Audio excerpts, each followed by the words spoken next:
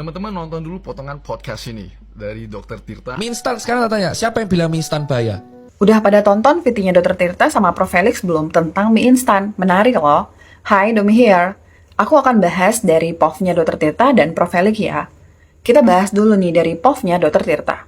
Mohon izin dok, aku sudah melihat video lengkapnya sesuai arahan dokter, termaksud kalimat ini. Kalau dia makan mie instan tambah sawi sama telur rebus 2, Ya nggak apa-apa, ada itu gizinya. sama aja kan nasi telur. Nah, Iya. maka Dalam video itu, dokter menyampaikan bahwa mie instan itu tidak bahaya, hanya saja mie instan itu tidak ada gizinya, di mana hanya mengandung karbohidrat saja yang nantinya bisa dijadikan sebagai sumber energi.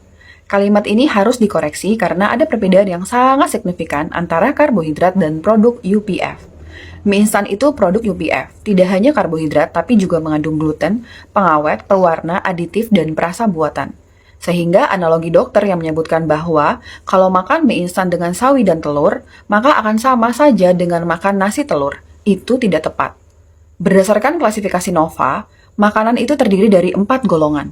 Golongan pertama yaitu unprocessed atau minimally processed food. Makanan yang tidak diproses atau diprosesnya cuma secara minimal, seperti nasi, biji-bijian, buah-buahan, dan sayuran. Golongan kedua yaitu the culinary ingredient food, atau bahan pangan olahan industri seperti gula, garam, rempah-rempah, butter. Golongan ketiga yaitu processed food. Nah, golongan 3 ini berasal dari golongan 1, tapi diproses seperti buah yang diawetkan, asinan, keju yang berasal dari olahan susu. Untuk menentukan golongan 3 ini bahaya atau tidak, bisa dilihat dari kandungan gula dan garamnya. Nah, kalau golongan 4 yaitu ultra processed atau highly processed, yaitu golongan makanan yang diolah, tidak ada nilai gizinya dan berbahaya, dan mie instan ada di golongan 4. Jadi amat sangat tidak bisa membandingkan nasi dan mie instan, karena dari golongannya aja udah beda. Ini seperti membandingkan ayam ungkep dengan ayam junk food. Sebelum ini aku juga udah pernah melakukan korektif terhadap teman sejawat yang menyebutkan bahwa mie instan bukan penyebab dari usus buntu.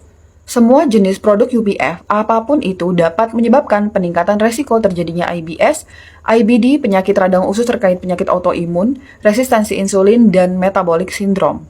Dan mungkin bisa dijadikan pertimbangan oleh Dr. Tirta dan teman sejawat lainnya bahwa ketika kita menyampaikan informasi ke masyarakat seperti boleh konsumsi mie instan asalkan jangan berlebihan dan secukupnya ya, ini harus dipertegas berapakah definisi dari kata jangan berlebihan itu. Indonesia ini Bhinneka Tunggal Ika yang berasal dari tingkat ekonomi yang berbeda, tingkat pendidikan yang berbeda, suku berbeda, dan kebiasaan yang berbeda.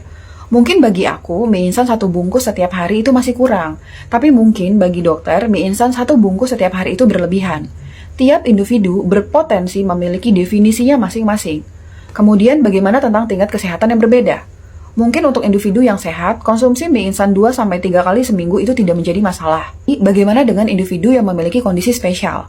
Pasien aku gagal ginjal stadium 4, konsumsi hanya 1 mangkok mie instan langsung turun nilai EGFR-nya. Pasien psoriasis konsumsi mie instan hanya 1 kali langsung flare up berhari-hari.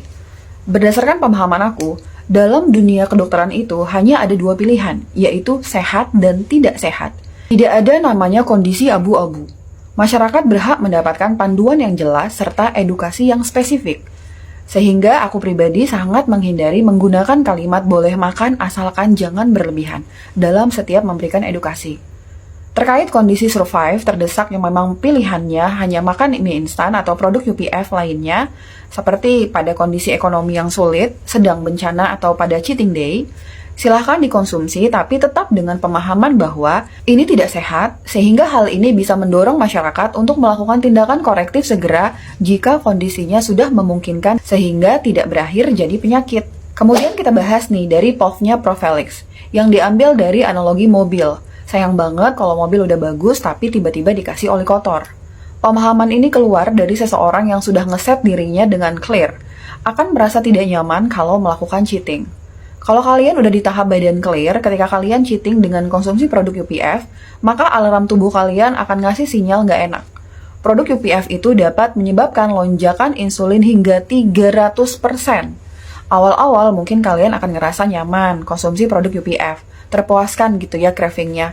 Tapi setelah lonjakan insulin akibat konsumsi produk UPF, maka badan kalian akan masuk dalam fase reaktif dan akan timbul keluhan, badannya lemes, pegal-pegal, bahkan ada yang sakit kepala. Tapi Domi, apa bener sih nggak bisa cheating sama sekali? Jika memang sulit sekali dihindari, silakan konsumsi mie instan atau produk UPF, tapi harus dengan ilmu ya. Bagaimana ilmunya? Aku bahas di video selanjutnya. Bye-bye sih ya, semoga bermanfaat.